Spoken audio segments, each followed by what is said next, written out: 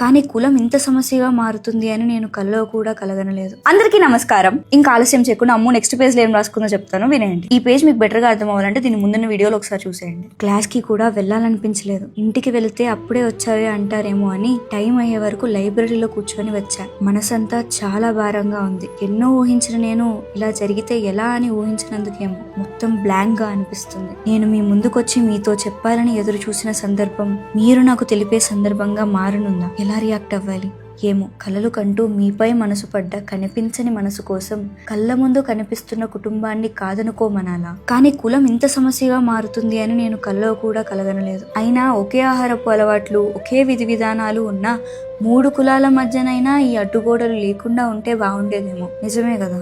ఇక ఆస్తిపాస్తులు అంటారా, ఇది నన్ను ఎప్పుడూ భయపెట్టిన విషయమే అయినా చైర్మన్ సార్ ఇంతలా పట్టించుకొని పట్టుపడతారని మాత్రం ఎక్స్పెక్ట్ చేయలేదు. నాకు ఇష్టమే అని చెప్దామా అంటే పట్టాభిషేకం ముందే కొడుకుని పట్టణం నుంచి పంపించిన తండ్రి లాంటి వారైతే నా ఆలోచన వేరు. కొడుకుని డబుల్ పట్టభద్రుణ్ణి చేసి తన పరువు మర్యాదలతో పట్టం కట్టిన వారు మీ తండ్రి వారు. ఇక మీరైతే కష్టమంటూ తెలియకుండా కారులో పెరిగారు. అటువంటి మిమ్మల్ని 7 అడుగులు నాతో కలిసి నడవడం కోసం కాలినడకన నడిపించాలా?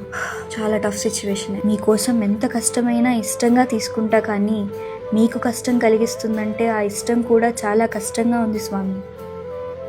ఇకపై చదవడం నాకు కూడా చాలా కష్టంగానే ఉంది. ఈ ఆలోచనలు ఒకవైపు, ఎగ్జామ్స్ దగ్గరికి వస్తున్నాయి, ప్రిపరేషన్ అవ్వలేదన్న టెన్షన్ ఇంకోవైపు, రేపు అక్క మళ్ళీ కలుస్తుందేమో, ఏం చెప్పాలో ఏమని చెప్పాలో అని మరోవైపు. రేపన్నా మీరు కనిపిస్తే బాగుండు. ఏంటో ఇంకా ఏమేమవుతుందో ఏమో. ఈ అక్కడక్కడ రాసున్న పదాలు బట్టి నా క్యాస్ట్ గురించి అర్థమైంది ఏంటంటే, ప్రజెంట్ ఒక రాష్ట్రాన్ని కలిసి పాలిస్తున్న 2 కులాలు కలిసి బ్రతకలేకపోవడానికి కారణమయ్యాయి అన్నమాట.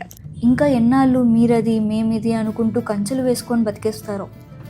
నాకైతే ఇప్పుడప్పుడే సొసైటీ మారుతుందన్న నమ్మకం ఏమాత్రం లేదు. మరి మీకేమనిపిస్తుందో కమెంట్స్ లో తెలియజేయండి. అమ్ము గురించి ఆలోచించి చాలా బాధ అనిపిస్తుంది. మేబీ నేను అమ్ము క్యారెక్టర్ లో చాలా ఇన్వాల్వ్ అయిపోయి చదవటం వల్ల అనుకుంటా. అయినా మనం మాత్రం చేసేదే ఉంది, బాధపడటం తప్ప. తర్వాత ఇంకా ఏమైందో తెలియాలంటే నెక్స్ట్ పేజ్ చదవాల్సిందే. మరో పేజీతో మళ్ళీ కలుసుకుందాం. ఇక సెలవు.